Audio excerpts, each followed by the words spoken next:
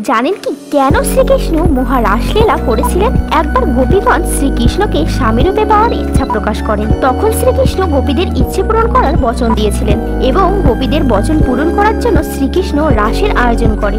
এই জন্যই শরৎ পূর্ণিমার রাতে যমুনা কিনারে সকল গোপীদের দেখা করতে বলেন শ্রীকৃষ্ণ। তখন সকল গোপীরা সেজে গুজে যমুনার কিনারে পৌঁছায় এবং রাসলীলা আরম্ভ করেন। মনে করা হয় বৃন্দাবনের নিধিবনে ওই স্থান যেখানে শ্রীকৃষ্ণ মহারাসলীলা করেছিলেন। আর তখন শ্রীকৃষ্ণ অদ্ভুত লীলা করেন। যত গোপীরা ছিলেন ততগুলো শ্রীকৃষ্ণের প্রতিবিম্ব তৈরি হয়ে গিয়েছিল। সকল গোপীরা তাদের শ্রীকৃষ্ণকে পেয়ে গিয়েছিল আর দিব্য প্রেমের আনন্দ শুরু হয়ে গিয়েছিল। মনে করা হয় আজও শরৎ পূর্ণিমায় শ্রীকৃষ্ণ গোপীদের সঙ্গে নিধিবনে রাসলীলা করেন, কেননা শরৎ পূর্ণিমার দিন চাঁদ তার 16 কলায় পূর্ণ থাকে। আর এই কারণে চন্দ্র পুরো বর্ষের একবার অপরূপ সৌন্দর্য নিয়ে আসে। এই জন্যই মহাপ্রেম দিন হিসাবে শরৎ পূর্ণিমাকেই মানা হয়ে থাকে।